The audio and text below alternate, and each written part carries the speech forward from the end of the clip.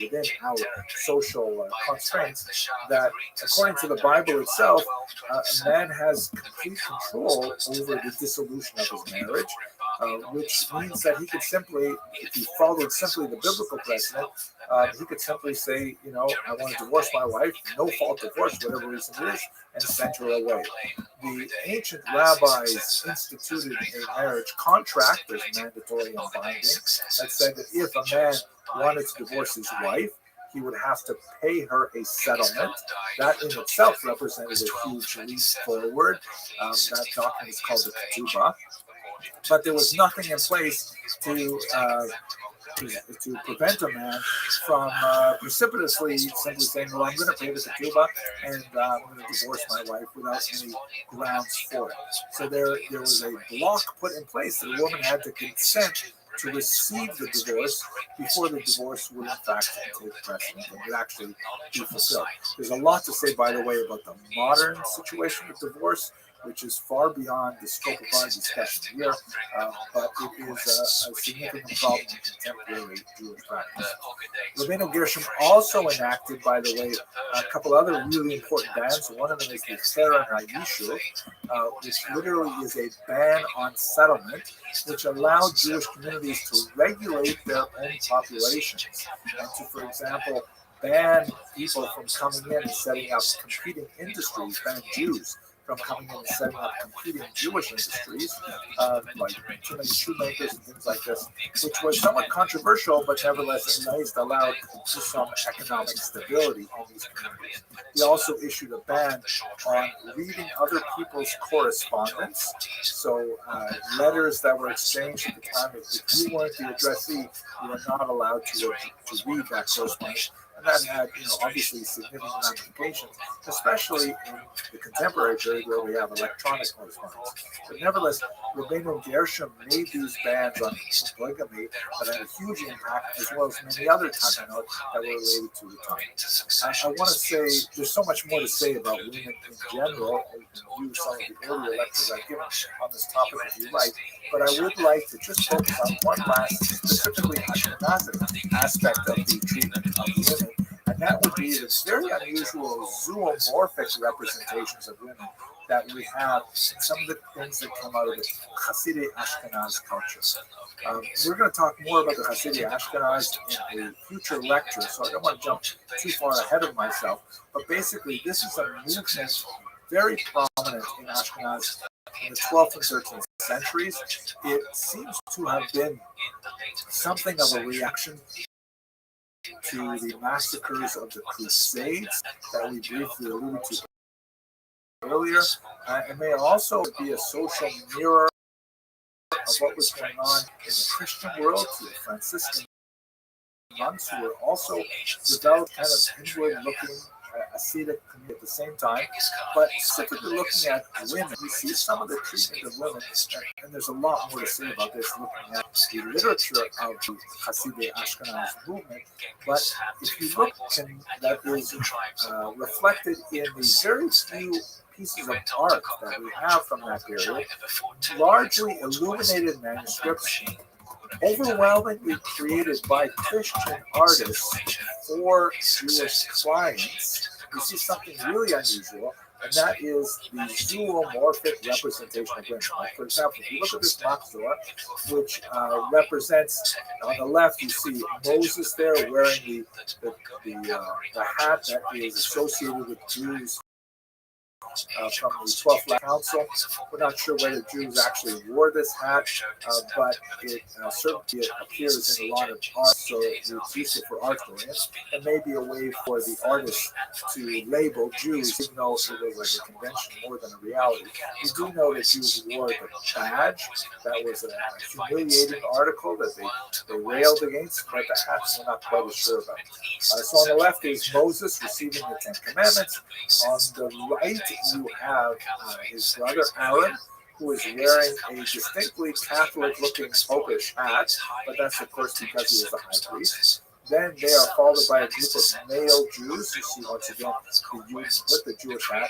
And then look at this. In the back, you have Jewish women but they have these distinctly animal-like heads. It's important to note that the animals are not ugly or repulsive. They are sort of, cute, puppy-like. They have eyes which are disproportionately large for the size of their head, which is associated with cute animals and things like that. So it's not meant to be repulsive, but there's a distinct hesitation to represent women's faces in this Hasidei Ashkenaz artwork. It is something we'll see in other pieces with men as well, but the Hasidei Ashkenaz seem to be, hesitant to portray men, humans in general, but the women in particular. You can see here's another example from the period. You can see on the left, there's a female figure, second from the left. This is the figure of Solomon on his throne. There's demons there and things like that. But notice all of the men are also represented, except for Solomon himself, who is represented without a face, which is also something of a disfigurement or a hesitancy to portray a human figure. Here's another example, however, where Gemini, the twins, both males, are portrayed with animal heads.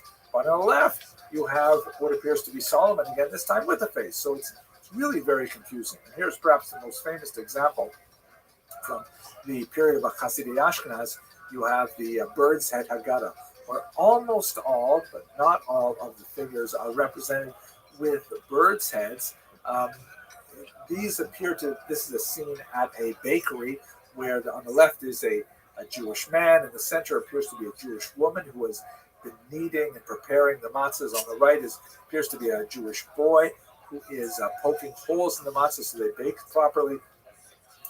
On the left, the figure holding up the matzah, I always think of him as saying something like, "What? $50 a pound? You've got to be kidding me." But at any rate, this is another example of the Hasidei Ashkenaz and their hesitancy to portray the human form. Okay, so much to say, but I've got to move on. I want to thank you, though, very much for watching this video.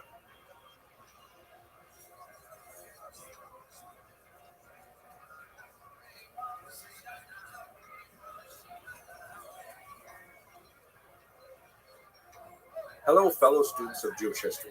So we've had a chance to look at the communal structure of the early Ashkenazi community, and then we looked a little bit about the family structure and gender in Ashkenazi society. Let's now look at the internal, intellectual, spiritual, religious life of Jews in Ashkenaz in the High Middle Ages. So in order to do that, let's first place it into its larger context. One of the most basic ideas of Jewish intellectual history, traditionally speaking, is this notion of the decline of the generations. Theologically, there is this concept that there was a high moment of sensitivity and closeness to God at the revelation at Sinai, and then every subsequent generation represents kind of like a step down as we move in time away from that great event.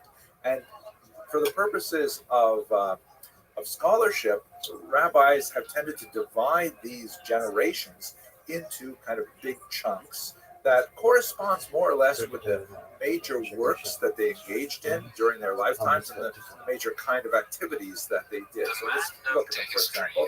You have a very important generation called the Tanaim, who date basically from about the year 200 before the Common Era to about 200 of the Common Era, and their principal product is a really important compilation of oral law that is based on the oral traditions, go back much further, but it's a really important foundation for the Talmud. Then you have, of course, the scholars of the Talmud itself, the so-called Amoraim. The word Tana means like teacher, Mora means like sayer or teacher.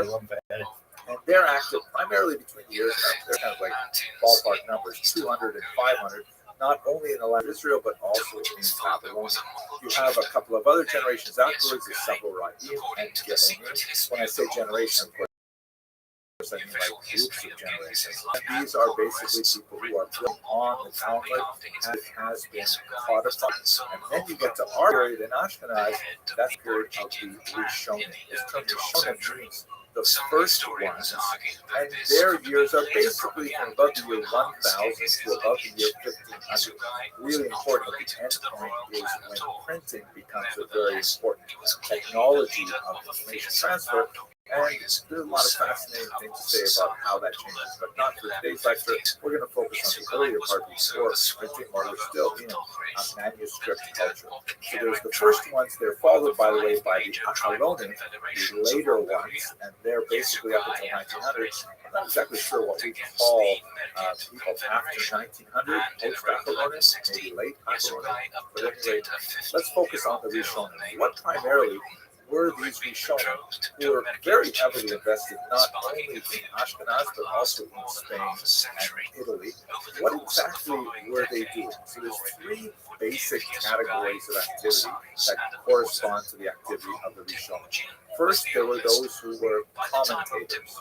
The greatest of all of them was certainly Rashi, who lived in the 11th century, and he is a commentator par excellence. He basically goes to the text of the Bible. He also wrote a massive commentary on the Talmud, and he tries to sort of help you through it. There are two main things that he does. First is he explains difficult passages in a very beautiful, pithy prose, very, very compact, and it's studied by children, Rashi's commentary, because it is fairly accessible. And secondly, especially in his commentary on the Torah, he integrates the oral Torah with the written Torah, brings in Midrashim, kind of like an anthologizer sort of function. Very, very important. Really, you can't go anywhere without Rashi. People say that you need to learn the Torah with two fingers, one in the text of the Torah itself, and one in the commentary of Rashi. That's why he's so important. But there are many other commentators besides Rashi, although he is famous for Pare, first among people of that era. Then you have a very interesting thing that's especially associated with Rishonim, the so-called counters. In Hebrew, Monei HaMitzvot, the counters of the commandments. That's because there is this passage in the Talmud that specifically states that there are 613 commandments encoded in the Torah. And so that number was kind of like, just taken for granted for a long time until the Rishonim came along and started saying, well, hey, we've got a number. Let's make a list. Let's go back and let's count them. And so you have many commentators. One of my favorites is the Enoch from Spain, who essentially wrote a very beautiful counting of the mitzvah, which not only describes what the commandment is, a very brief discussion of how one does it, and then finally, very interesting, why we have this commandment. Because many of the Rishonim shy away from that discussion. Because why is not a relevant question. When God says jump, we say how high. Right? We don't say why. Right? So that's another discussion. More theology and history. The Enoch is one of them. Maimonides is a very important one. There's not many counters. We go through and compile it. Now you may wonder, why do we have multiple counters? Why wouldn't we have just one counter and then we're done with it? The fact is, because when they actually got around to counting in the period of the Rishonim, they came up with different counts. Some commentators and some counters say, here's our list, and another counter will say, wait a second, you skipped over 6 that I was including. And you have several that I don't even think are mitzvah, they're not even commandments. And so there's a certain amount of dispute between the counters, and that's why we have multiple lists of counts. But they're not hugely different. If I had to say a ballpark figure, I'd imagine the difference is probably 3 or 4% of the total of 613. But the vast majority they agree on. It is a commandment not to murder, for example. It is a commandment to honor your parents. But there are maybe distinctions that maybe they break into multiple commands. And this is kind of something that grows out of the country are the codifiers. Because up until this point, Jewish law was basically scattered throughout the Talmud, and then later decisions called responsa that are compiled by later rabbis. And if you wanted to know the answer to a question in Jewish law, you basically had to know the entire thing. You had to know all of the Talmud, which is 2,711 folios. That's two sides of one page. So we're talking well over 5,000 pages of text. Very difficult coded analytical text. And you had to know what people had written after that as well. So to know anything to do with law, you really had to have a massive training in Aramaic and in the Talmud and in the Respondent to know whether or not a given chicken is kosher or so. So around the time of the Rishonim, shortly after the counters began their work, some of the counters actually became codifiers. They said, okay, let's organize all this material. We're going to put it into books. We're going to put it into chapters. We're going to put it into numbered paragraphs. And we are going to make a law code out of the instructions that are embedded in the Talmud and elsewhere. It's an extremely important activity. Rabbi Yaakov ben Asher was the author of one of the most important early codes. We have others like Maimonides, who we'll talk about later, and they culminate in the great Shulchan Aruch, the prepared table of Rabbi Yosef Karo at the very end of this period of Rishon. So these are the three basic areas in which many of the Rishonim were quite active. Specifically in Ashkenaz, we should also add one more really important thing, which I think if we had to put it into those three categories, I'd include them in commentators, but it is an especially important group of commentators because it was so pervasive throughout Ashkenaz and beyond, and it has such a massive impact. This is referring to the commentary school called Tosafot, which means basically additions. And these are specifically commentators on the Talmud who take a very different approach than Rashi and similar commentators. So have a look at this page here, and you can see I've sort of broken down a color-coded page of the Talmud. This is actually the first page of the Talmud, and it deals with the laws of reciting a particular prayer. At what time may it be recited in the morning? You see in the pink, you have the Mishnah. You recall that's associated with the Tanaim, the earliest generation. And then below it in the sort of goldenrod, you have the Talmud itself, also known as the Gemara. And it is a commentary on the Mishnah. So the Mishnah is set to writing sometime around the year 200. The Talmud takes another 300 odd years, and it is a commentary on the Mishnah. And basically, you turn the page, and you'll always have in the center either a bit of Mishnah or more likely a long discussion of that Mishnah that is the Talmud. Now, on the inside of the page, towards the binding, on the right of this page, you have the Rashi's commentary, and you can see, if you look carefully, that there are some bolded letters written in a bolder font. Those are the opening words quoting from either the Mishnah or the Talmud. And then in the lighter font, that's Rashi sort of helping you through the text. This is what this means, this is what this means, and so on. That's kind of like the basic commentary. Tosafot, on the other hand, they're in the green big column on the left. And this is a huge school of several hundred rabbis active throughout Europe, all the way from England to Kiev in Ukraine, that are doing a very different thing. Rather than just helping you through the text line by line, they're basically taking an analytical approach.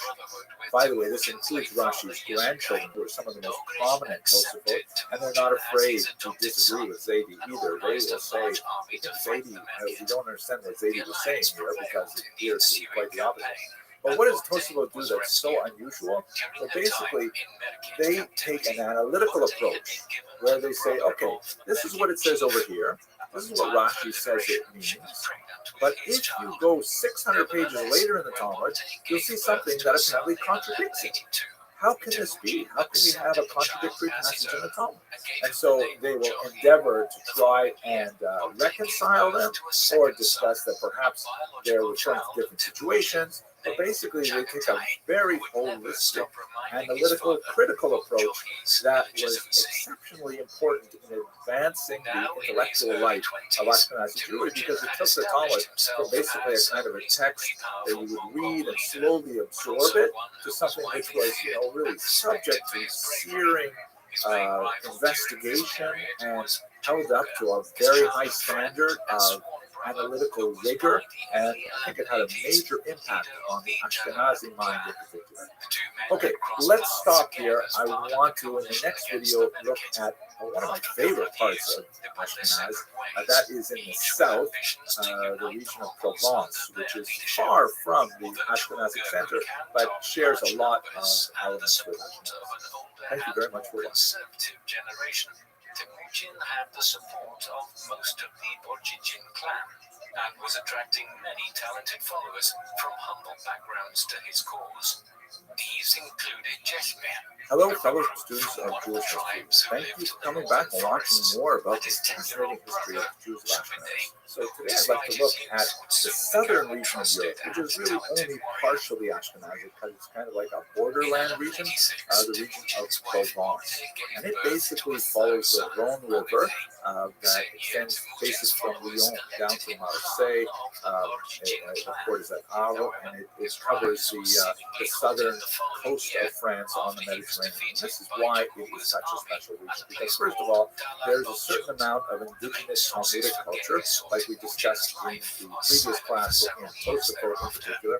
That's kind of like the French school that's active in this region of France. But you also have a significant number of Spanish migrants who are making their way over the Pyrenees Mountains into this region and bringing with them a very different approach to Talmudic study, quite distinct from Tosafot in a lot of ways, a great attachment to the legitimacy of the girsa, of the text itself, and a critical method of saying, well, you know, this must be a typographical error, or I shouldn't say typographical, scribal error, and things like that.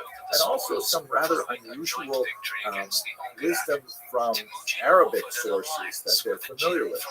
Aristotle, for example, comes into the region because of the Arab fascination with Greek culture that, of course, is familiar to the Jews in Spain as well.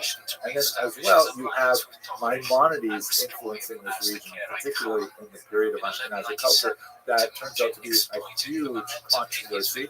And so let's look a little bit at what's going on in Provence, and specifically through Maimonides. So Maimonides is one of the greatest rabbis of the medieval period. He was born in Spain, but as a very young man, he and his family had to flee because they went through an unusual period of Islamic revivalism that was much more intolerant of Jews than previous generations had been. So he made his way across the coast of North Africa.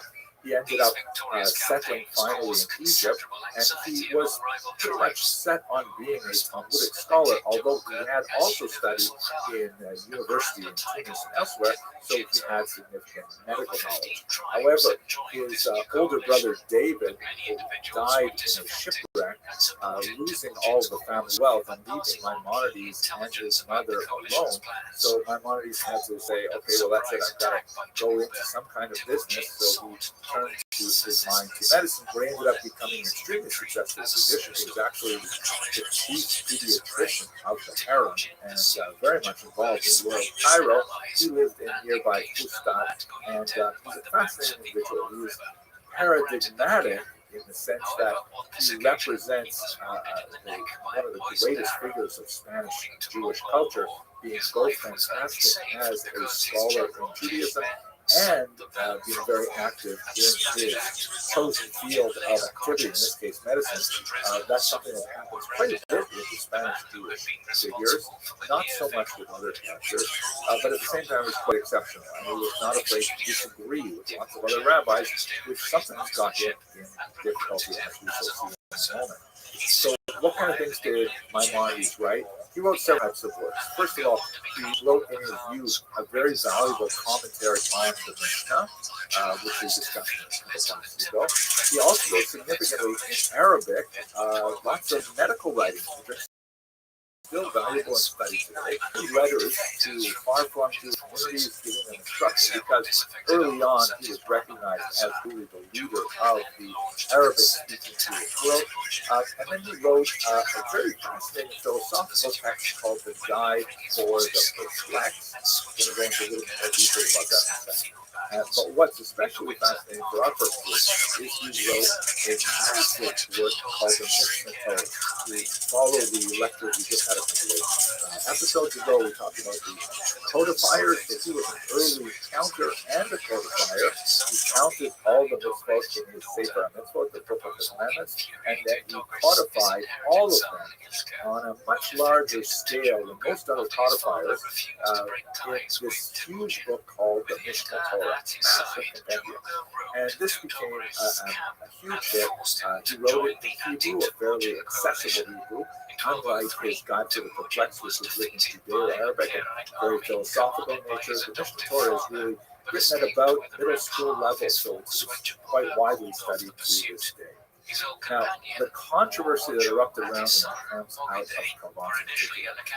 Once the Ibn Tibbon family settles in Provence, they start translating lots of Judeo-Arabic literature into Hebrew and making it available to French Jewish scholars, because the French Jewish scholars are not able to read Arabic. And a lot of it is like so valuable, like the great Husserl work, the great ethical work, Philus of the Vavos, and they also translate Maimonides' Guide to the Perplexed. That gets them in a lot of trouble, because there are a lot of French scholars who look at this and oh my gosh, what is this respect he has for Aristotle?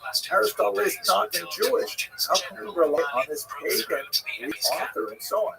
And they criticize Maimonides for being overly reliant on Greek wisdom. Secondly, they're really quite upset because he wrote this huge book and it has no footnotes. So in other words, there are all these controversies in the Talmud. This rabbi says this rabbi says the opposite, and Maimonides simply rules who he thinks is correct.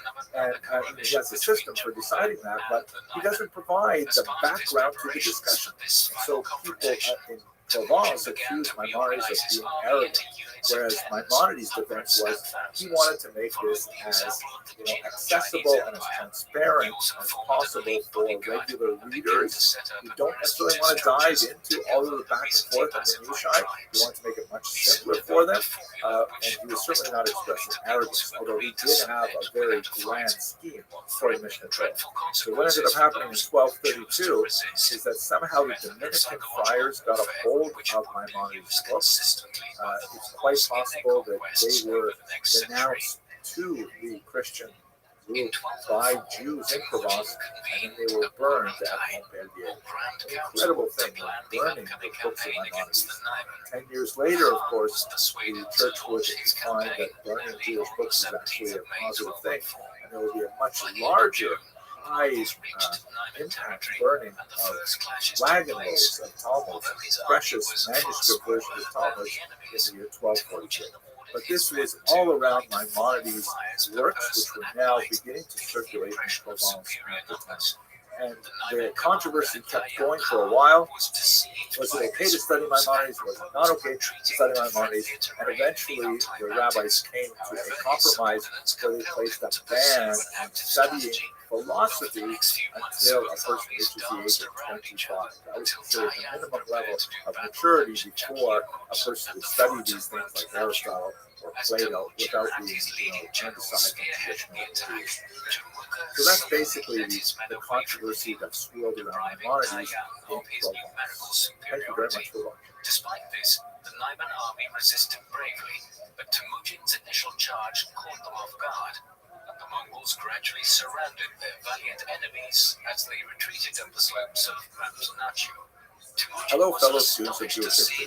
Let us conclude our discussion of the inner mind of the Ashkenazi community by looking at a very unusual indigenous movement called the Hasidei Ashkenaz.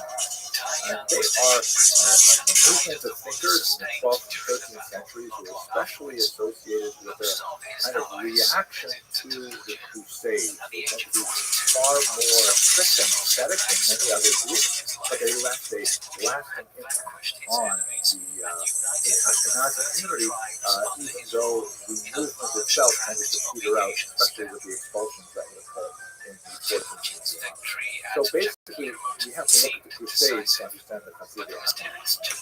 The Crusades were a movement that was initiated by Pope Urban II, you see this image here, that said that we have to come to the assistance of our Byzantine church neighbors and allow Christian pilgrims to gain access to the holy sites which were controlled by the Muslims. The patriarchs had complained that this was not happening, and so Pope Urban II took advantage really of a unique economic moment in Northern Europe to proclaim these great sort of like military parades to Jerusalem called the Crusades after the word cross. And they turned out to be a massive initial success. In this map here, there were several crusades that went along several different routes. And in fact, they were at least initially successful in driving out the Muslims from Jerusalem, and they established some footholds in Israel.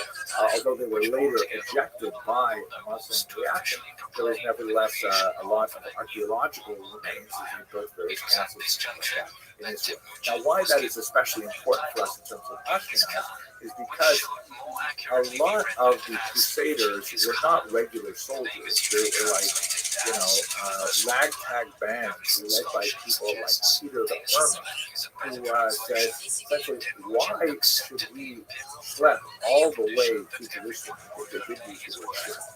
Why should we drag ourselves all the way to Jerusalem to fight non-believers, infidels? We have infidels right here in the Rhineland. And so rather than, focusing their energies on making their way all the way down to Jerusalem, they attacked the Jewish communities like Speyer, Lawrence, and Mainz in the summer of 1996. These are absolutely horrific massacres. And there's a lot to say about exactly how they unfolded. I've spoken about them in previous lectures, so I'm not going to go into details. These were massacres that came out of the blue, and they actually had a remarkable impact on the community there with horrible stories of Jews committing suicide rather than submitting to baptism, of horrible entire families dying under these circumstances or burned alive in synagogues and so on. And it left a lasting intellectual scar on the spiritual life of Ashkenaz. Now, how that was expressed in terms of thought is what we see primarily in the activity of the Hasidei Ashkenaz. So let's turn to that, and I refer to some of my earlier lectures on crusades if you want to get more specific aspect of it. But I was focused on the life of the Muslims. What were the Hasidei Ashkenaz all about? So perhaps the most important document of this movement is this one here, the Sefer HaChasidim, the Book of the Pious. The word Hasid means pious one, and it actually has been borrowed all the way since the biblical times to refer to groups that follow an additional level of stringency in religious observance. Yehuda HaMaccabee, for example, in the Maccabean revolts, his followers were called Hasidim.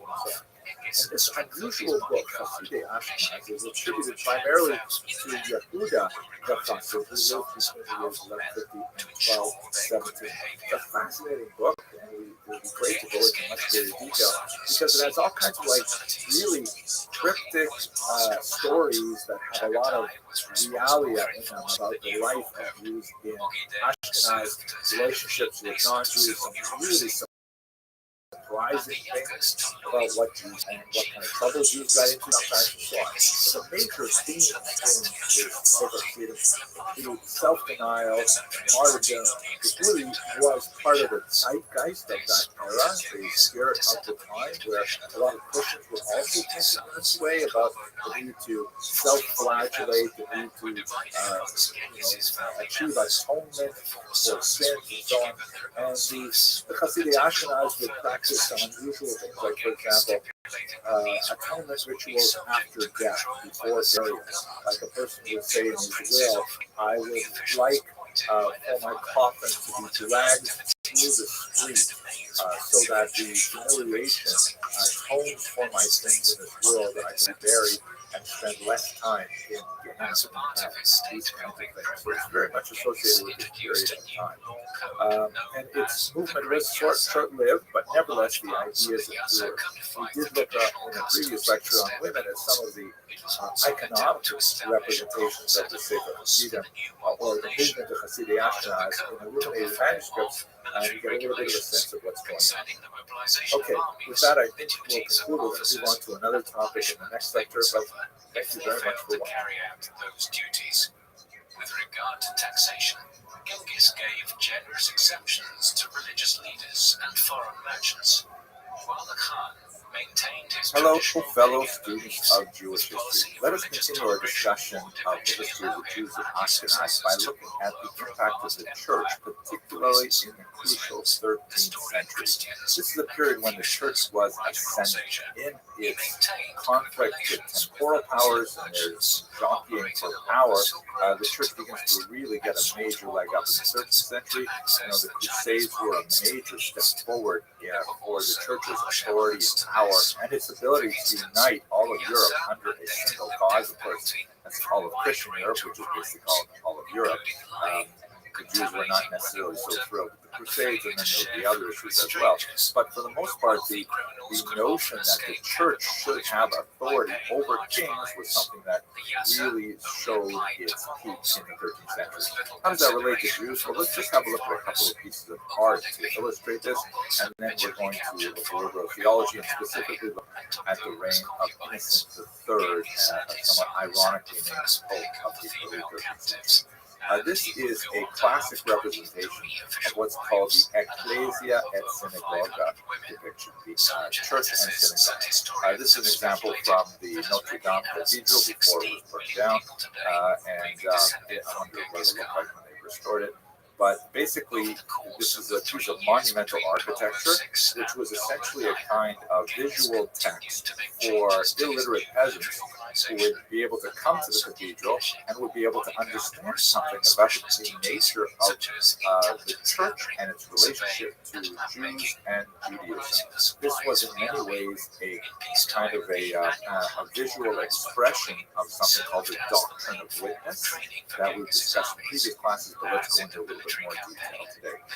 So you have two female figures, symbolically representing on the left the church and on the right the synagogue. The reason why the church is always on the left, which is normally the weaker side in Western thought, is because these images are often placed in the context of a view of the crucifixion, the passion scene. So the crucifixion happens in the center, and the church, which is on our left, is actually on the right of Jesus, and the synagogue would be on the left. So that's why the left is representing weaker, and so on. So here you can see on the left the church, and there's a few key features. She has, for example, her crown is on her head, properly installed. She's holding on to a chalice.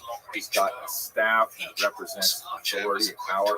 And contrast this with the synagogue, which is typically without a crown or a crown falling off her head. She is typically blindfolded, meaning she's unable to see the truth of Christianity. In this image, she is dramatically blindfolded by a serpent that covers her eyes. Obviously, harkening back to the original sin and the book of Genesis. Her staff is broken, indicating that the powers are failing. And she is holding the commandments. It looks like there's actually quite a few more than 10 here. I see 4 tablets, which makes me think there's like 20 commandments. We have enough. Okay.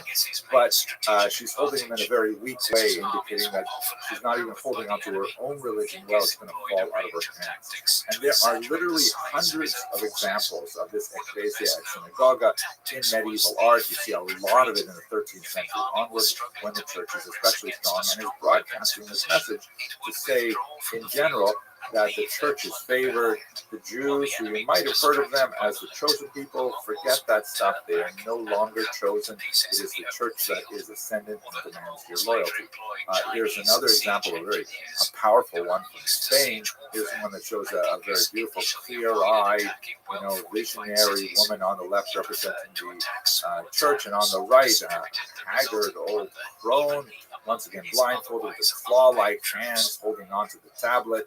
It's meant to be one of appeal for the church and disdain for the synagogue. And here is one that is from Strasbourg, that is one of the most famous. Sometimes these are called the Strasbourg sisters. And it's interesting because the church is shown here kind of like looking daggers at her sister. And I think it's a rather unappealing kind of image. Like you don't like her; she's very judgy, so to speak. And synagoga is a much more graceful kind of form, but she is in an attitude and a posture of decline. She's literally falling away from the rock, which indicates the collapse, decline of Judaism. All these things, I think, give a very consistent message. Here's one that's just shocking in nature. This is a stained glass window from Zerben, Germany. Here you can see the full crucifixion scene, and on our left you see the church sitting on a tetramorph, like the four-headed animal, which is kind of like evocative of the book of Ezekiel, and a hand descends from heaven and places a throne on her head. The synagogue, on the other hand, is riding a donkey or a mule, a sterile animal, holding on to a ram's horn, which is on the one hand, a reference to the binding of Isaac, but in this context is viewed as a sign of the carnal nature of the Jews being trapped in the whole cycle of sacrifices and blood and things like that. It's meant as a criticism, and the usual symbols like the blindfold and the broken staff and the crown knocked off the head, but I think what's most dramatic is whereas the church gets a hand descending from heaven and placing a crown on the head of the church, the synagogue gets a sword driven through the top of the skull, which is pretty nasty and hard to mistake the intention there. So these images are really a medieval expression of doctrines that were developed hundreds of years earlier, starting perhaps with Justin Martyr, shown in this image as Justin the philosopher, who was in the 2nd century, and he has some dialogues with a rabbi named Trifo, not the Tarfon that is mentioned in Pirkei Avos. And there you see some of the basic themes of a carnal Israel, Christians as the true Israel, as the Jews are not the Jews, the Christians are now the Jews, that why don't the Jews convert to Christianity? Well, they're obdurate, they refuse, they're stubborn, and so on. We see it also in St. John Chrysostom of Antioch, in the 4th century, who was one of the pioneers of the adversus Judaeos tradition, that is the idea of using sermons to specifically attack the Jews and to kind of defend Christianity, especially for a lot of new Christians who are not exactly sure what is Christianity all about. I mean, as you're trying to adopt a new religion, how do you do this religion? And if there's any awareness of the connection between Christianity and Judaism, so people say, well, Jews rest on Sabbath, and Chrysostom in particular railed against these kind of practices. But it's interesting that from his complaints, you get a sense of what must have been happening in Antioch in the 4th century, that apparently Christians were going to Jewish synagogues, they were participating in Jewish Yom Tov, they were even engaging in prayer with them, they were eating the holiday foods and things like that, and this was like, Chrysostom really wanted to put a stop to it and separate them. But what I think is most important to understand, even though we can talk about the conflict between the church and the synagogue, what's really crucial is that St. Augustine of Hippo, who was a rough contemporary with St. John Chrysostom, had a very different kind of view of the place of Jews in an increasingly Christianized Europe. Specifically, he viewed the fact that God had a relationship with the Jews as a sort of like foundation for Christianity. He refers to Judaism as the desk of Christianity, right? You put your papers and you write upon the desk. So the Judaism is sort of like the foundation. And in fact, he validated the continuing observance of the Torah by the Jews as a positive sign indicating their faithfulness and so on. Now, he did certainly believe that they were wrong for not adopting Christianity, but he said that it would be very wrong for Christians to somehow kill the Jews. Not only is this a clear violation of thou shalt not murder, among other things, but it also represents a stumbling block before the ultimate justification of the truth of Christianity. That's the idea of what he called the doctrine of witness, which basically means the Jews must be kept alive until the second coming of Jesus, so that the Jews who were the original Jews, the original people to whom Jesus preached, would be able to somehow confirm that yes, this is the Messiah that we have been waiting a long time for. Now, if there were no Jews around to do that, Christians would never ever really know for sure if that was true. I've talked about this in many other classes, so I don't want to go into more detail here. But it's kind of like, if you think of it like, here, I'm an iPhone user. I like my iPhone a lot. And I use it all the time. I've been an iPhone user for many, many years. If someone were to give me a Samsung, and I were to say, wow, this is so much better than my iPhone, I'm never going back, that would be a huge win for Samsung. But if, on the other hand, I was already a Samsung user, and then you gave me a new Samsung, I would say, okay, yeah, this is definitely an improvement. I don't really know better than this. The only way I know is if I was originally an iPhone user and then I switched, then I could validate the Samsung choices. So that's essentially how St. Augustine envisioned this doctrine of witness. But there was a big downside to it, and we see this very clearly in the 13th century. The downside is that the whole system only works if the Jews are in a slightly degraded state, meaning if the Jews are successful and profitable and prosperous and happy and all things like that, then their constant presence while Christians who wait for the second coming is corrosive to Christian faith. And people would say, well, wait a second, why do we do it? Like, why aren't we eating meat during Lent? I mean, the Jews are eating meat and they look pretty happy, So all kinds of things like that. It only works, the whole doctrine of witness only works if the Jews are socioeconomically on a lower status, and that Christians see that, they're being continually punished for their obduracy, for their refusal to accept Christianity, and then when the Messiah comes, then they'll be able to confirm his sins. Now, this is actually not so bad in many ways. As one of my teachers, Professor Alan Davies at the University of Toronto, said, in many ways the church preserved the Jews for 1,500 years because this allowed them a space in Augustinian doctrine to exist in Europe as a minority. It made it difficult for them to excel, and anti-Semitic legislation held them back as a result, but they were allowed to exist, and in fact it was considered a crime to do anything to harm them beyond that ill-defined boundary. This brings us up to the 13th century, and we'll conclude with a discussion of Innocent III. He reigned from the years 1198 to 1216. He represents in many ways the high point of medieval church power. One of the ways in which he expressed his power was through the Fourth Lateran Council that met in 1215, that issued a whole slew of anti-Jewish regulations, because he felt that the Augustinian doctrine of witness had kind of like ignored the prosperity of the Jews. And he felt that the Jews had to be put back in their place, and he instituted all kinds of negative anti-Jewish legislation in the church, perhaps the most significant of which was the imposition of the Jewish badge, in order to prevent the communication of Jews with non-Jews and the development of a civic society in which relatively equal. He said Christians have to always be aware that Jews are separate, and he demanded that they wear some kind of indication of their separateness on their clothing. In some places, this was a round badge called a ruel, that was a sort of a reference to the coin that Judas received for betraying Jesus. The name Judas and the name Jews sounds very similar. It's easy to kind of associate them in that way. But in other places, different symbols were used. Sometimes it was in the shape of tablets of law, sometimes in the shape of like a drawing of a pig on it.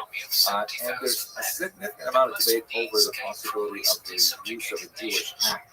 We know for sure that the Jews in medieval art were depicted with these strange sort of triangular hats, but it's not clear if this was simply a convention of art and artists as a way of labeling people as Jewish, or whether it was actually something that Jews were required to wear. But anyway, this is the period of Innocent III, and relates very much to the next subject we're going to discuss, which is unfortunately the advance of very significant Jew hatred. Thank you very much for watching. As his comrades, Bukhari also sought to consolidate Mongol control by acting magnanimously towards his defeated foes, and he had methodically subdued much of northern China. He died in 1223. Hello, fellow students of Jewish history. It would be totally inappropriate for us to discuss the history of medieval Ashkenaz without looking at the subject of medieval anti-Semitism, or would be a more appropriate term for this period, medieval Jews. Let me just take a couple of moments to talk about anti-Semitism in general, and then we're going to focus in on the medieval period and the unusual forms that anti-Semitism took at that time. I think one of the most fascinating things I've ever learned about the history of anti-Semitism was just something that has pretty much occupied my mind since I first personally encountered it as a 14-year-old kid. And that is his quote from Jean-Paul Sartre, who immediately after the war published this very important small book called Réflexions sur la question juive, Reflections on the Jewish Question. He wrote, Si le juif n'existait pas, l'antisémite l'inventerait. If the Jew did not exist, the anti-Semite would invent it. And I think at its foundation, this is one of the most important things to know about anti-Semitism, is that it's not about the Jews, it's about the anti-Semites. The Jewish problem is not a problem of the Jews, it is a problem of the anti-Semites who are trying to use the Jews to explain the challenges they have in their personal lives, in their society, and so on. That's why you see anti-Semitism quite often associated with misogyny, because many anti-Semites, male anti-Semites in particular, are also upset with women for whatever reasons there are. And you also see that anti-Semitism tends to be especially strong when there is social flux, when there is rapid technological change or social change or political change, as we see unfortunately in our own time as well. So anti-Semitism basically does not have to make sense except in the mind of the anti-Semite. And it's a fascinating psychological phenomenon in that, people can invent these massive, bizarre sort of QAnon conspiracy theories that, even though they are patently absurd, they'll nevertheless hold on to them because it supports really basic things that they hope are true. So the term anti-Semitism, by the way, is a modern term. It was coined by this man, Wilhelm Marr, in a book that he published in 1880, and he wanted to find a polite term as an alternative to the more vulgar German term Jew hatred, Jew class, or Jew kindness. And so he borrowed a term from linguistics of the late 19th century that was beginning to knit families of languages together. And he said, I'm not anti-Jew, I'm anti-Semite. I am against the Semitic peoples, which also includes the Arabs and so on, but it's not really concerned about the Arabs. It was just kind of like a veneer to try and hide the ugliness of Jew hatred. So that's where this term actually comes from. But one of the most fascinating things about this anti-Semitism is that it actually describes many different types of hatred. That one of the most powerful aspects of anti-Semitism is its ability to adapt to very, very different societies and cultures and historical considerations. Many scholars believe there are four distinct periods of anti-Semitism. Let's go through the first two very quickly, then we're going to focus on the medieval period. So classical xenophobia is the first stage. This is basically when the Jews are hated, distrusted, because they are different. And what I think is especially interesting about this is that although it's not nice to be hated or distrusted or so on, it's pretty normal. It's something that all human groups experience as, people try to categorize the world around them, and they'll make these grand sweeping assumptions about all people who look like this, who come from this place, who speak that language must be bad, must be good, must be better, must be worse, and so on. And so Jews are, victims of that just as they are undoubtedly perpetrators of that. This is kind of like a basic normal human phenomenon. You see it, for example, in the Arch of Titus, which was a big memorial arch that the Romans erected to celebrate their victory over Judea in the first Roman-Jewish war, and it depicts Roman soldiers carrying off spoils from the temple. So, it's not nice, and it's not really complimentary to Jews, but it's not really like a pathological kind of hatred. It's, all societies, when they win a war, tend to create monuments to celebrate their victory, and the losers simply have to put up with it. So that's what we basically see in the Greek and Roman period. There's a lot of distrust of the Jews observing the Sabbath, of not eating pork, of requiring circumcision, things like that.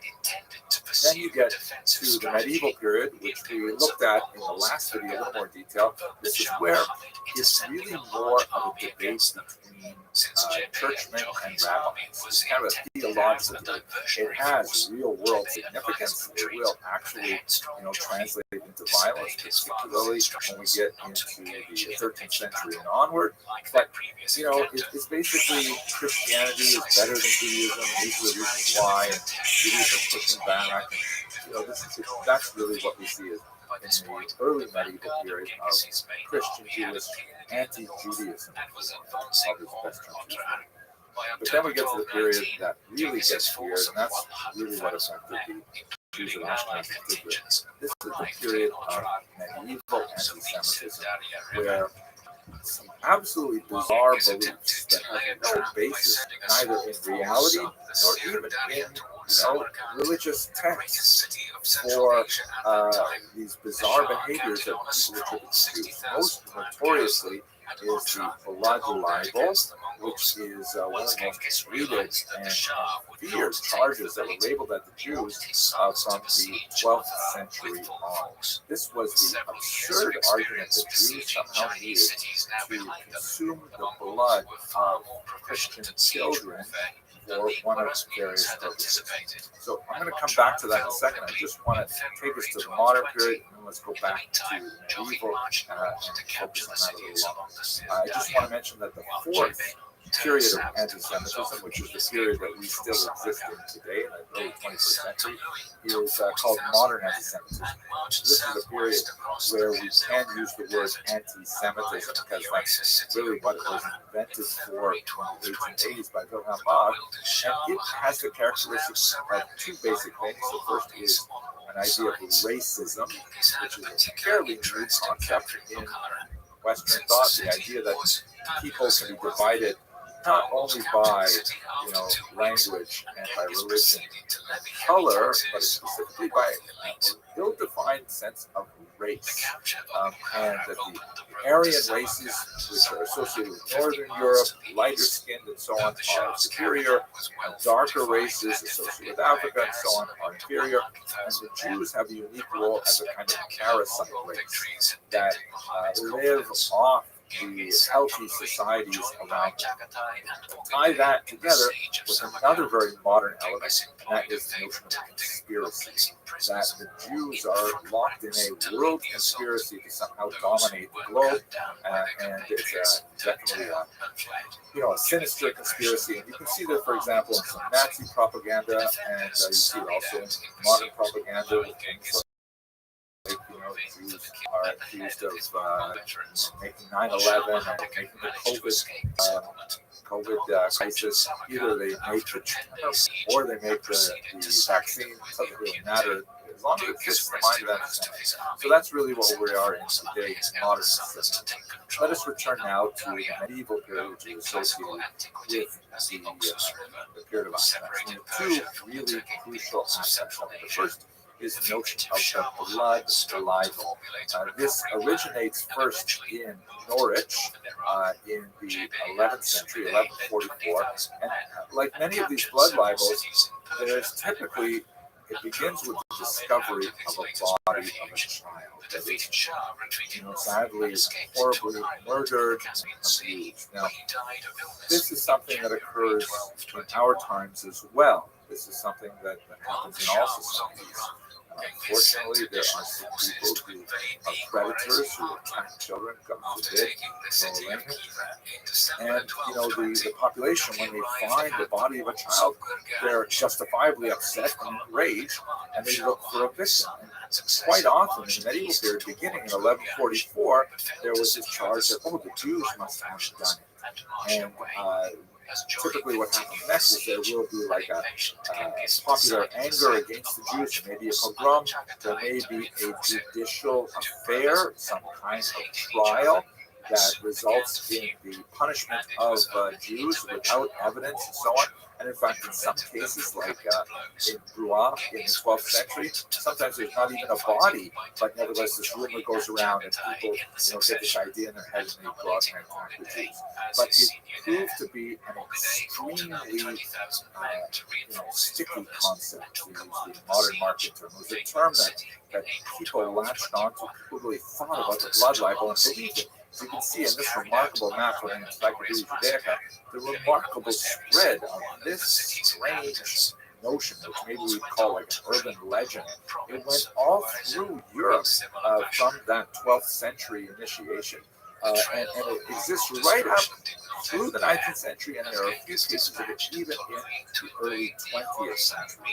Absolutely terrifying example of the spread of this noxious idea. Simon of Trent is perhaps the most well known. This is an illustration from the Delft Chronic, which has been colorized.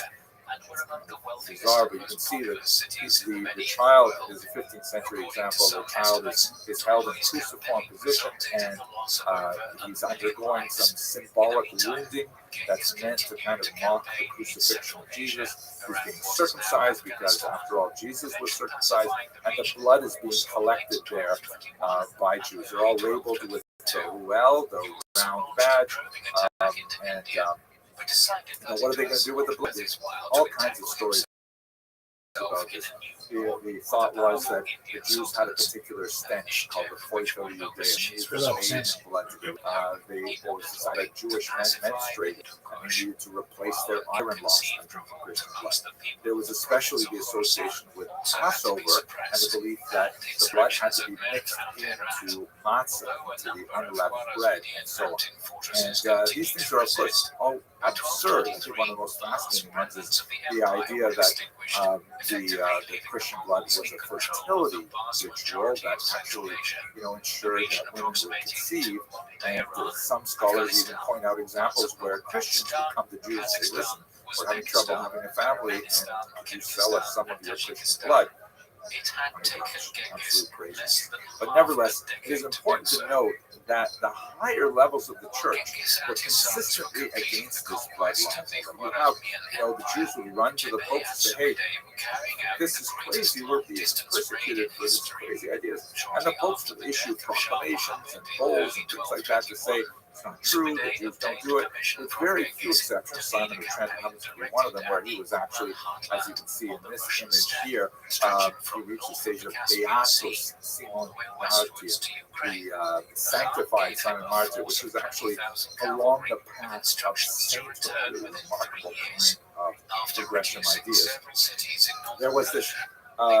The upper church, really tried to defend the Jews here, but it was something that bubbled up from the lower elements of society, including the lower clergy, who were often illiterate. They couldn't even read the proclamations if they wanted to, and they tended to push this idea along. And it was an ongoing scourge of the Jewish community, so much so that if you look in the laws of Passover in the Code of Jewish Law, you'll see a 16th century comment by the Rabbi, Rabbi Moshe, who says, "Hey, listen, if you live in a place where the blood libel is possible, then on Passover, even though red wine is generally preferable, don't drink red wine. Use white wine so there will be less temptation for people to think that maybe, God forbid, you're drinking Christian blood.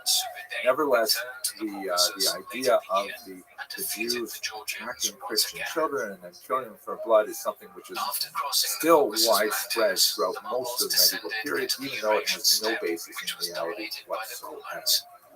Related to the blood libel is another rather bizarre charge called post-desecration, which actually had a little more enthusiasm from the church because it ironically reinforced the transubstantiation debate that was related to something that was called the Eucharist controversy of the 14th century.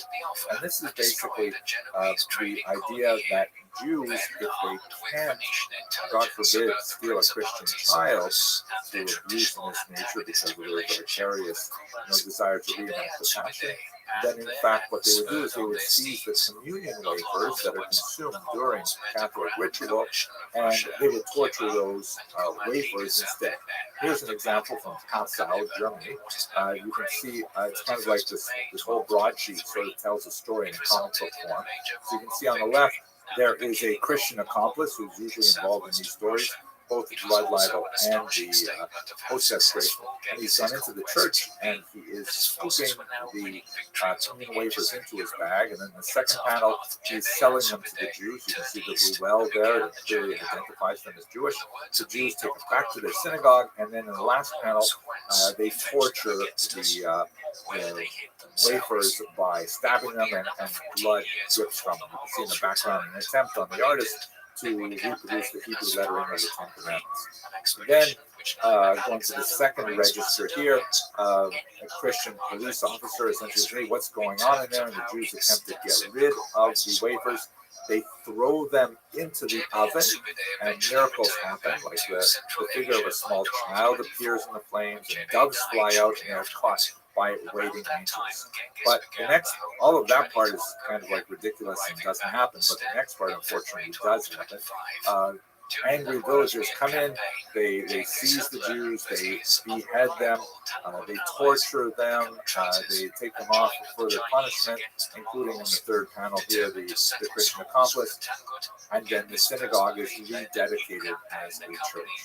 These kinds of things, the post-desecration was also quite prevalent in Europe.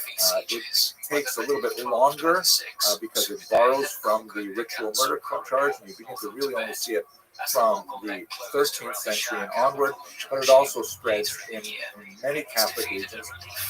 One ongoing question I have is, why was it not popular in France, as you can see from this map here, but nevertheless very popular in East Central and Eastern Europe as well as in Spain? One last reflection before we leave this very difficult topic, which is an unfortunate aspect of the experience of the Jews in medieval Ashkenaz, and that is to note that, my father, Oliver Shalom, would say, blessed memory, plus ça change, plus c'est la même chose. Even in the 21st century, you have prominent people who continue to push some of these crazy ideas. This is a work by the Italian artist Giovanni Gasparo that is a modern, hyper-realistic representation of the story of Simon of Trent that we saw in earlier images. And as you can see, it's such a gross representation of anti-Semitic depictions here. You can see the picture in its fullness on his website. There's like these angels that are crying, and above when they see this horrible thing happening. Here's these awful Jews that are represented with really actually modern faces, like modern Hasidic style peyote, forelocks, and so on, and horrible elements of torture. So it's hard to understand why people are seized with this hatred even today. But unfortunately, that is part of the Jewish condition. Okay, sorry to take you through this difficult period. Lots more happy things to discuss once we get past the explosion. Oh, and the Black River. Thank you very much. In 1258, the Mongol Empire would eventually extend nearly to the Mediterranean Sea here, before the expansion ended. To the east, Ogedei also launched the Hello, first fellow students of invasion Jewish of the history. Korean So, Peninsula. as we near the end of our discussion of early Ashkenaz, the main feature that characterizes the 14th century on is the movement of Jews from Ashkenaz primarily to the east. This is partially a negative phenomenon as Jews are driven out through the rise of anti-Semitic motifs that we saw in the last lecture, and the Black Death in particular. But it's also a kind of a positive movement in that Jews are welcomed, even invited into Poland, and we'll discuss that in the last lecture. So as you can see from this map here, there are repeated expulsions of Jews from many regions. France, 1182, 1306 is the largest expulsion, 1321, and then 1394, very large one as well. You might ask the question, wait a second, why are you expelling people twice? Now, once you expel them once, obviously what happens is they are invited back because their role in the economy is so crucial that they are actually invited back, sometimes on a limited basis, sometimes on a larger basis, because the economy simply cannot move without having the flow of credit that Jews are largely responsible for. So this is something, a phenomenon that really proceeds apace in the 14th century in particular. Now, I wonder, what changed? Why is this different? Why did this all of a sudden happen? So here's a remarkable depiction of the expulsion from France in 1182. You can see the Jews who are identified by the well there are worried expressions on their faces as they make their way to the east. And on the left you can see the king there, who is kind of like he's got this very evocative gesture of please run along now, but this represents the 12th century in France, which really set a tone that will be followed for the rest of the century. What changed? Why expel them now? Why didn't we have expulsions before, but now all of a sudden we have an increasing number of them? One reason is certainly the influence of the church, which expands dramatically over the 13th century, in particular as we saw under Innocent III. Secondly, one of the ways of dealing with the death load, particularly if it is the nobles who are borrowing money from the Jews, is simply to get rid of those whom they owe the money to. We see this happening, for example, in England's expulsion of Jews and so on. It represents a one-time payout, as all of a sudden that debt is discharged. But on the other hand, you have no more income as a result of taxes generated by the Jews who are involved in money lending in lower parts of society. And third, you have the popular hostility that is accelerated by the spread of ideas like blood libel and oath desperation. So these kinds of things are coming together and increasing the pressure and the attractiveness to nobles who are indebted to Jews to simply get rid of them. We also see a kind of a larger phenomenon that's especially clear in the major expulsion of Jews from Spain in the 15th century, of this kind of like drive for purity, this drive for, to use the phrase used in Spain, the purity of the blood. Like we should have a homogenous society. We should not tolerate pockets of minorities of people who believe differently than we do. It's a very frightening kind of idea that will not only affect Jews, but will affect dissident Christians as well. The idea that Europe has to occupy a kind of monolithic peak of having no other faith other than this one particular faith, it's something that we see building in thought in the Middle Ages. Now, this is accelerated, this phenomenon is accelerated by the Black Death, which was a horrific plague, the bubonic plague, that ravaged Europe in the middle of the 14th century and took decades before it abated. You see it here, for example, in this terrifying retrospective by Peter Brugge the Elder that's titled The Triumph of Death. And, what a horrific kind of image. If you zoom in here a little bit, you see that there are skeletons that are carting away, corpses and finding individuals who are still alive here and there, picking them up, cleaning them up. They're dying in all kinds of horrible ways. And here, this terrifying image, it seems almost very modern, that there's this coffin that's open on one end, and this army of skeletons, army of death, are herding people into the coffin, whereas you can see on either side of the coffin there are other armies of the dead that are preventing people from escaping. A horrific kind of depiction of the terror that must have been experienced by Europeans, as like in some places a third to almost a half of their populations were killed by it. And we see this also expressed in more anti-Semitism, in the sense that people were looking for, who do you blame for this death? And you have all kinds of interesting Christian movements, self-flagellants, for example, who were walking around literally whipping themselves, thinking that God wanted their atonement through pain, and that would take away the Black Death and so on. But of course, it's always very easy to blame the Jews. So here's an interesting example of one of the legends that was very prominent at the time. This is from also a 16th century representation, and it's in English, so it's especially valuable for us.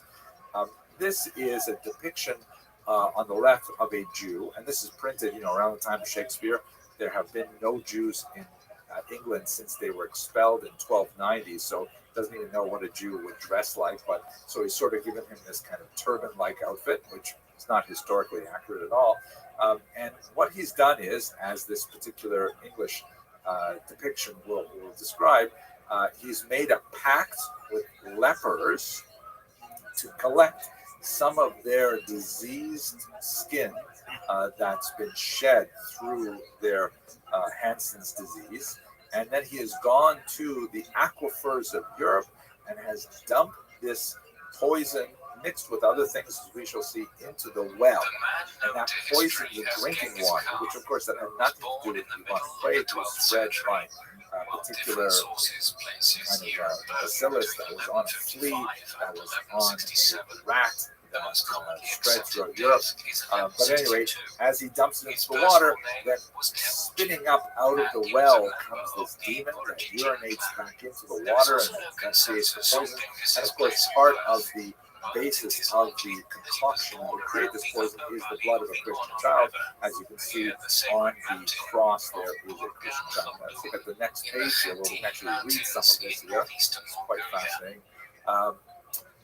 If you look at the top line, we can read it together here, and you can see the shoulder note says, "A great infection throughout all Europe, by reason the water in their wells was poisoned." So in the top line it says, they allied themselves in concert with the diverse lepers, by whose succors and means they made an ointment. Kind of strange spelling, but the 16th century. With a confection of the blood of man's brine, composed with certain venomous herbs, wrapped within a little linen cloth, tying a stone to the same to make it sink to the bottom. They nightly cast in the said infection into all the fountains and wells of the Christians, whereupon this corruption engendered such dangerous diseases in all Europe that there died well nigh the third person throughout the same. Roughly 1/3 of the population dying. So this is, you can imagine if you're living in the middle of 14th century and these horrible deaths are happening all around you, and you look for someone to blame, and you hear a legend like this, in the medieval mind, there's a certain amount of credibility that is associated with such an absurd statement, especially if you build on top of the blood libel and the post-execration charges. And in fact, what we see frequently throughout the period are collections of Jews, as in this one in Strasbourg, for example, and their public burning in seeking vengeance for the death of the Black Death. Horrible, horrible period. This is when you have an accelerated movement of Jews away from Western Europe and towards Eastern Europe. That would be the final chapter of this particular series on early Ashkenaz. It's actually a positive chapter, but for now I want to say thank you very much for listening. Which would become his favorite pastimes as an adult. While Temujin was close to his siblings, his closest childhood friend was a boy from the Jadara clan named Jamuka. And the two Hello, fellow students of brothers. So we've come to the end of this particular series of classes on early Ashkenaz. The last couple of classes have been really fun, as we look at bloodline, post-desecration, Black Death, expulsions, yikes. But Thankfully, it ends on an up note because although Jews are being driven from their homes in Western Europe, Eastern Europe is turning out to be a haven for Jews. In fact, Poland, which is later united with Lithuania in a massive commonwealth stretching from the Baltic to the Black Seas, will actually be like this beautiful new home for Jews for several hundred years. And Jews will sort of riff on the term Poland in Yiddish, Hebrew, as Polin, which means in Hebrew, here we will rest. Here we will rest. And this is because whereas in Western Europe had all these negative things going on, in Eastern Europe there was a recognition of the value that Jews had to initiate the economy, and so they were actively attracted into the Polish-Lithuanian commonwealth and offered the possibility of settlement there to engage in various economic functions to which the largely agrarian population was not well adapted. We see this, for example, here's a beautiful example of a Jew, kind of like a Jewish family really coming to Poland and seeking the refuge there. And the king who's up on the stairs is magnanimously saying, well, why don't we let them in? I mean, they seem like nice people, right? So this is especially noted in the various charters extended to Jews, like the Statute of Kalus, which is shown here, 13th century statute. This is actually a remarkable representation of it by the great 20th century Polish Jewish artist, who was saying, like, look how amazing it is that the Polish king actually viewed the Jews positively and would invite them to the region. Jews were heavily involved in the early economy. And some of the earliest coins that come out of Poland actually have Hebrew lettering on them, like this one here, which says Meshko Karo, or King Meshko, written right on the coin, because the Jews were the early vintners as well as engaging in all kinds of other economic activities. So by the time you get to the 18th century, you see in this map here, large populations of Jews throughout Poland, and it would constitute really the bulk of Ashkenazic Jewry going into the modern period. Although Jews in Poland would still retain the definition of themselves as Ashkenazic, which harkens back to Germany, they would nevertheless be overwhelmingly concentrated in the East, far more than they would be in Western European countries. And at the pinnacle of their activity there, which goes beyond the time frame that I really set for this mini course up until about the year 1400, they would create something absolutely fantastic called the Council of Lands, sometimes called the Council of Four Lands. This was basically a uniting of all of the Kehilot, all of the communities, the municipalities of Jews throughout the Polish-Lithuanian Commonwealth in a single coordinating body, which in many ways allowed the Jews to function on a meta level, almost on a state within a state level, making sure that they regulated their internal behavior according to Talmudic law that was particularly occupied with things like commercial law and marriage law, and ensured that men who did not give their wives a guest were still under the authority of the overarching Council of Lands. This is a page of minutes from the Council of Lands.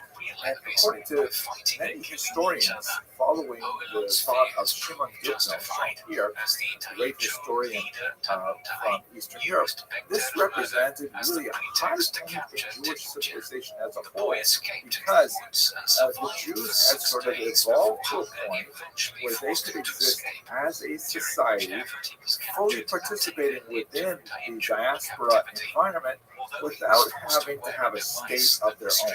Gitno, of course, was non-Zionist. He lived at a time when Zionism proved to be an extremely powerful phenomenon, and most Jews actually supported Zionism. But he thought that Zionism actually was a step backwards for the Jews. The Jews had already evolved past the need for a state, that they could maintain their communal existence without connection to a state. Sadly, Duno himself was killed by Nazis, along with most of the people who did not see the value in having a Jewish state, at the very least, as a refuge for Jews in the face of anti-Semitism. But nevertheless, it's fascinating to think about what the Jews could achieve within their diaspora environment under the Council of Witnesses. And that takes us to the end of this particular section of classes. I hope you found this mini-series useful, and I wish you tremendous success in your journey studying Jewish history. Thank you very much for watching. Enabling the pair to get away safely. Over the next few years, Temujin and Orju would build up a band of loyal raiders. During this period, another gifted warrior named Borukul joined Temujin and became a close companion. In around 1178, when Temujin was 16 years old or so, he rode to conquer territory in Orju's company, and claimed Orte as his bride from his proud father. Dies of Chen, having been away for several years. We have now 2 three years later, Temujin would suffer one of the worst humiliations of his life. from you. A large And really raiding appreciate you party staying of up late. 300 I know it's horsemen later for you. It descended is for upon us. Temujin's camp and The scattered them. opportunity to work Although with you has been Temujin incredibly managed to rich so escape far. with his We're brothers grateful and his for mother what Oilun, I want to express Orte our appears to appreciation have at the been Jacob, deliberately left to Jerry, behind Madeline, in Eisenberg, order to for enable the about to Temujin's you on flight. the recent As wedding he of your pondered family. how to recover But his wife, tonight, and this Temujin series reached is out to the sponsored by Jerry, Karaite Madeline. chief Remember, Doris the your and case. appealed to Our him by dear friend, reminding him member, of his even in sworn fact, brotherhood with actually know about Temujin's late Yeshua, father Yesugai. she passed away on the Doris 6th night of accepted Hanukkah. And Temujin those of as us his that adopted son and organized a large army to fight the her, Megid. both The as alliance a prevailed constant in the presence of ensuing light campaign, and and beauty Orte and was grace. rescued. And During the their time capability in that Megid she captivity, held Orte forth had been that given served to for the great brother of the Megid years. chief. Also, as a At the lifelong time artist, of her liberation, someone she who was pregnant was with his always child. present in my Nevertheless, personal when hero Orte and gave that birth to a son brought in life to our 1182, lives. Temujin accepted the child as his own and We gave him the also name honored Jahve. the upcoming bar The mitzvah following year, of the Orte grandson of gave Jeremiah, birth to a Aaron second son, Yisrael a Eisenberg, biological and child that's of coming up Temujin Hanukkah, which named later this month. Chagatai, who would And never stop especially reminding still his with the father fact that this is of approximately Johi's June illegitimacy. also this brand new Now, in his heretofore early unused 20s, great media Temujin that had was deployed over established the last himself number of as years. a reasonably powerful Mongol leader, but also one Really who from was across the widely globe feared here and for our respected community. for his I bravery. want to His just main rival offer during a this quick period was introduction for Javuga, Dr. Henry his Agency. childhood friend Here at and the Jacob, we sworn feel like brother, we're one of the who was family. by the early Even from 1180s afar, the leader from the of the Surim and the Jagarat history clan. that you shared with us. The two men had This crossed particular paths topic, again and as not only part the of the timing is coalition so against important the because Megid. the nature After of a our couple of community is years, really they went their fascinating. separate ways, Multifaceted, each with so many ambitions to different unite backgrounds the and so many Mongols different under their identities leadership. come together for Although the Javuga could unity count on of the large Jewish people. numbers and the Understanding where support we of an come from, older that and is more the conservative foundation upon generation, which we have built as Temujin that had the multifaceted support community. of most of the We couldn't be Borjigin more clan pleased and and was appreciative that attracting we have many the talented chance to followers be able to from learn from humble Dr. Abrams backgrounds to his about the cause. nature of that These multifaceted community. included With Jessamine, that, I a again recruit from one appreciate of the the late tribes who night for lived you in the and northern forests, just and express his appreciation 10-year-old for Dr. brother, Jacob and the chance to be Shubidei, able to who, together like despite we his do. youth, would soon become Thank a you very much trusted for that and kind talented introduction, warrior. Rabbi Posey. I'm really grateful that I recorded it because this will give me an opportunity to play it for my mother later this month, I'm sure, especially getting out the summer. And this has been a really tough last couple of weeks, I have to say. There's been a lot of news about the Jews in the internet and public discourse, and not always in a positive way. In fact, I noted that yesterday the phrase "the Jews" is actually the top trending item on Twitter, and that just can't be a good thing. And a lot of it has to do, of course, with the topic that we're discussing today, and how various celebrities and figures have made some news out of that. Our original topic, which we discussed many months ago, Rabbi Posey and I, was we were going to look at the topic was Jews of Exotic Communities. That was kind of like an innocent title, that thinking that we go to different parts of the globe and look at communities that were perhaps less Ashkenazic, meaning like less conforming to the expectations and standards of Ashkenazic society, which happens to be for the last 200 years or so the dominant Jewish community, but by no means the only Jewish community. And then as the political and social environment began to change over the last few weeks, we decided to shift this a little bit, and we're going to look specifically at the core issue that seems to be affecting so many people in a negative way in recent weeks, and that's the issue of color. I'm going to avoid the term race because I feel that it's not a helpful term. It has very little scientific merit. There's remarkably little difference between the races other than what we perceive on an exterior level. But we do perceive differences in skin color, and unfortunately, we translate that often into some negative attitudes that are quite harmful. And I'd like to look at the issue of Jews of color, the history, the long and really important history of multiple communities of Jews of color. Today, we're going to start with the dominant society, actually, and we're going to look at the fact that Ashkenazi Jews have a color, and it happens to be, in our society, a fairly valuable color. It's white eligible, at least it has been since about the 1940s, and hopefully we'll explore exactly what that means over the course of this lecture. But it is by no means the only color, and it is probably not the original color. As one of my colleagues at the university, a very inspirational Jew of color that I interviewed to get some sense of like, what is your experience like? How should I go into this talk? She said to me, "You're going to have a very hard time explaining to Ashkenazi that Jews weren't necessarily always Ashkenazi. They weren't always necessarily white." And that's the material that we're going to look at today. And then the plan is that we are going to obviously touch on the issue of Jews of color in contrast to Ashkenazis today.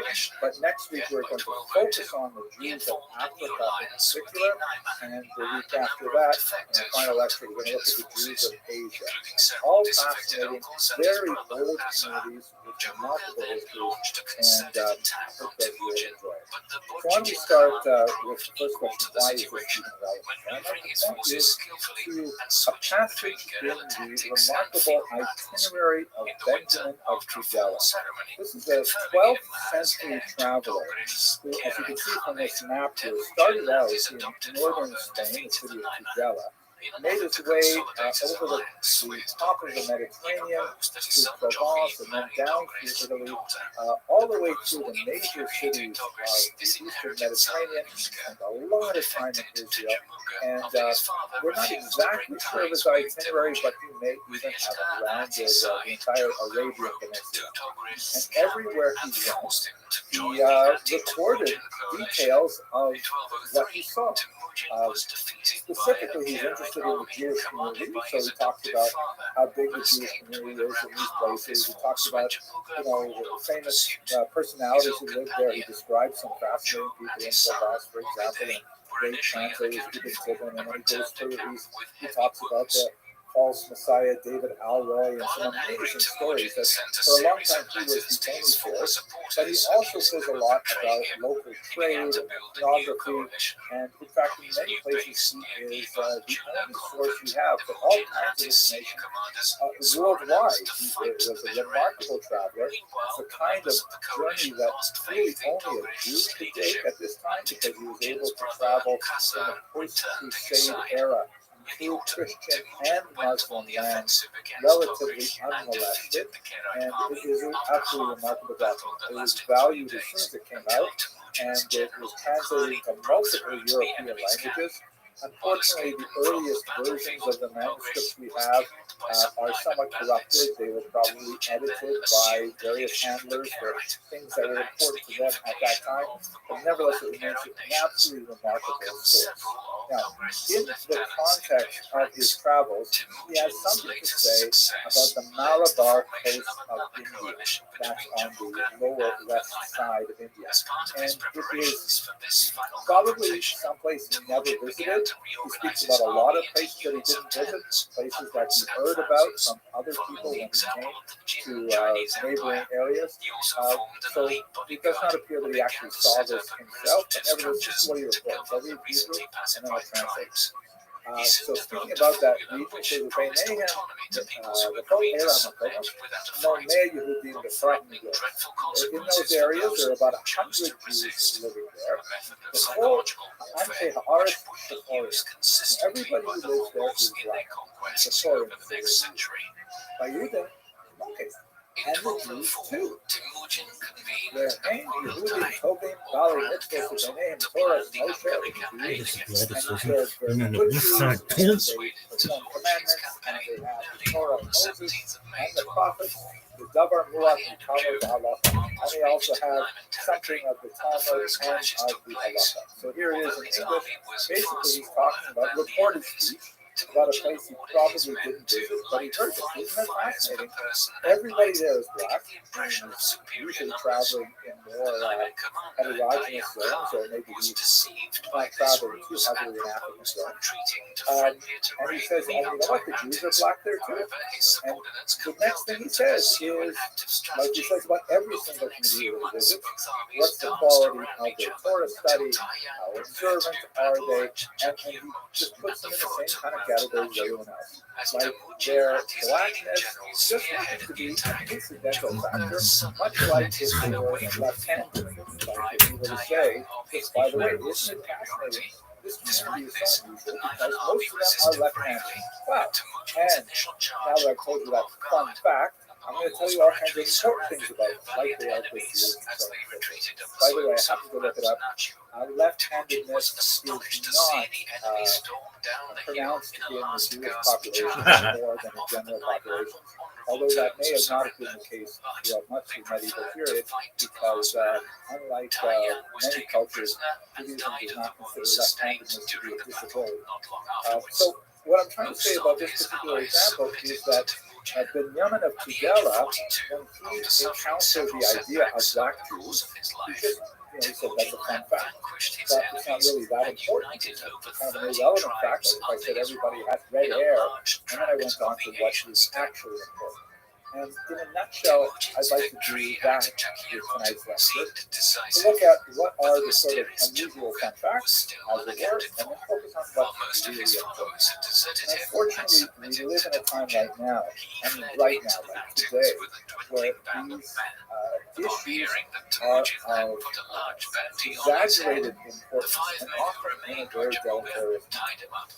Many of us have been concerned by the apparent rise of the Hebrew Israelite movement, which is a movement that has connections to Judaism, although at the same time also to Christianity. And normally, this would not present any kind of challenge to the Jewish community, as they are not the first, and I certainly think they are not the last group of people who believe that they are of Jewish extraction. And there may, in fact, be some merit to that. That's going to be something we'll discuss in great detail, God willing, next week. But what's frightening about this is that there's an unusual militancy among some of those groups. For example, this is from a protest that occurred just last week here in New York State, actually in the holy city of Brooklyn. And these are some of the flyers that were distributed. You can see that the argument that many Hebrew Israelite groups maintain, not all, I should say many, I should say some, they argue that they are in fact the quote-unquote real Jews, and the other people who call themselves Jews, which basically means Ashkenazi Jews, are in fact imposters. And more than that, there is a kind of like An evil motive behind these imposters who have striven to disgrace the true Jews. And there is just a lot of nonsense going on with that. I myself can tell you that I've been an Ashkenazi Jew all my life, and I've never had any attempt to displace anybody else to no Jews identity. As far as I'm concerned, they're perfectly welcome to believe whatever they want. It doesn't really bother me. I hope they don't impinge on my beliefs about my identity. And as you can see from this flyer, there's also strange admixtures of Christian elements as well. Many of these Israelite movements, they prefer generally to Israelite to Jew, borrow heavily from Christianity or lean Christian in their beliefs as well. And they tend to draw from some of the nastier elements of Christianity, like this passage from Revelation 2.9, referring to the synagogue of Satan. By the way, I unfortunately I have to spend a fair amount of time every day over the past 2 weeks going through my YouTube feed and the comments to make sure that it's a little bit cleaner before my kids see it. And as soon as I see the synagogue of Satan, I'm very grateful to YouTube because now I can ban people for life for my channel. And I think I have enough banned people in my list that they can have their own synagogue of Satan. They don't have to bother mine. I shouldn't say it, but let's go. It's not a joke, because some of the more extremely deranged people who associate with these movements have been associated also with terrible violence, including an awful shooting in Jersey City and some violence in upstate New York as well. Beyond the violence, we should note that there are many Israelite congregations that have very good relationships with other Jewish movements, even if there's still disagreement about who is Jewish and who is not. And a lot of this wrangling over who gets to use the term Jew to describe himself has caused chaos among the various black Israelites. And I think this is probably the first time in my life that I've ever quoted a professional basketball player, LeBron James, but I have to say that I identify very much with what he says about this current controversy. If you are promoting or soliciting or saying harmful things to any community that harm people, then I don't respect. I don't. And I think it would be great if we all step back and listen to the wrong James' wisdom, because the temperatures are rising far too much. I usually specialize in history, and I spent a lot of time in 1922, which is not a area that I get trouble with historians using when I talk about it. So let's go more into the actual historical data that bring together. So here's an important question. And it is certainly important, once again, if you judge by my YouTube comments box, because everybody seems to want to argue what color Jews were originally.